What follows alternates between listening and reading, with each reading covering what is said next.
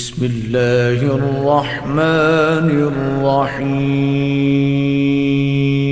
امیر کائنات علی ابن ابی طالب علیہ السلام بیان فرماتے ہیں کہ اس نماز کے پڑھنے والے کو 1000 حج اور 1000 جہاد کا پروردگار ثواب عطا فرمائے گا۔ اللہ ان سے قیامت کی سختیاں اٹھا لے گا۔ اعوذ باللہ من الشیطان اللعین الرجیم، بسم اللہ الرحمن الرحیم۔ میرے واجب الاحترام مومنین و مومنات، السلام علیکم ورحمۃ اللہ وبرکاتہ۔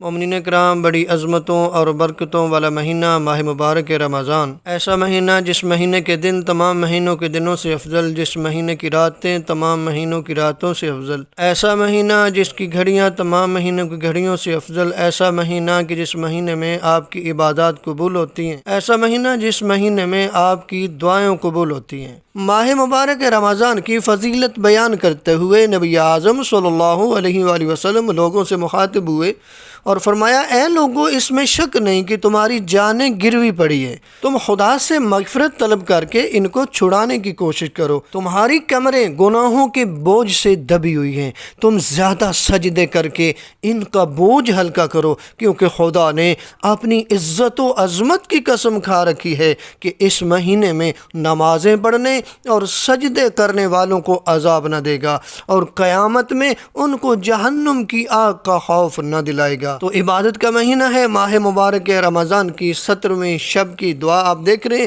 اس دعا کو پڑھیں، پروردگار آپ کی دعاؤں کو قبول فرمائے، آپ کی مشکلات کو آسان فرمائے۔ اس دعا کے بعد امیر کائنات علی ابن ابی طالب علیہ السلام کی بیان کردہ 17ویں شب کی نماز، مولا امیر کائنات علی ابن ابی طالب علیہ السلام فرماتے ہیں کہ ماہ مبارک رمضان کی 17ویں شب 2 رکعت نماز پڑھیں، جس کی پہلی رکعت میں سورہ حمد کے بعد کوئی ایک سورہ پڑھیں اور دوسری رکعت میں سورہ حمد کے بعد 100 مرتبہ سورہ توحید پڑھیں۔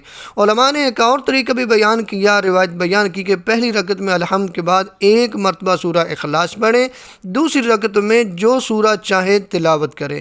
شیخ عباس قمی علیہ رحمہ فرماتے ہیں، یہ 2 رکعت نماز فجر کی طرح بھی پڑھی جا سکتی ہے۔ امیر کائنات علی ابن ابی طالب علیہ السلام بیان فرماتے ہیں کہ اس نماز کے سلام کے بعد 100 مرتبہ لا الہ الا اللہ پڑھیں، یعنی ایک تسبیح لا الہ الا اللہ کی پڑھنی ہے۔ امیر کائنات علی ابن ابی طالب علیہ السلام بیان فرماتے ہیں کہ اس نماز کے پڑھنے والے کو 1000 حج اور 1000 جہاد کا پروردگار ثواب عطا فرمائے گا۔ خدا ہمیں حج بیت اللہ اور امام زمانہ کے ناصروں میں شامل ہو کر جہاد کی توفیق عطا فرمائے۔ ماہ مبارک رمضان کے روزوں کا ثواب، نبی اعظم صلی اللہ علیہ وآلہ وسلم کی بیان کردہ حدیث جس کے راوی عبداللہ ابن عباس ہیں، فرماتے ہیں کہ جب 17واں دن آئے گا، اللہ فرمائے گا، یقیناً میں نے انہیں اور ان کے والدین کو معاف کر دیا، یعنی اس کی برکت سے، 17ویں دن کی برکت سے آپ کو بھی اللہ معاف فرما دے گا، آپ کے والدین کو بھی معاف فرما دے گا، اور اللہ ان سے قیامت کی سختیاں اٹھا لے گا،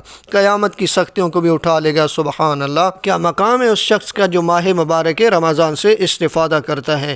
ماہ مبارک رمضان کے 17ویں دن کی دعا جو آپ دیکھ رہے ہیں، اس دعا کو پڑھیں، پروردگار آپ کی دعاؤں کو قبول فرمائے، آپ کی مشکلات کو آسان فرمائے اور آپ کی عزت رزق وقت میں اضافہ فرمائے۔ والسلام علیکم ورحمۃ اللہ وبرکاتہ۔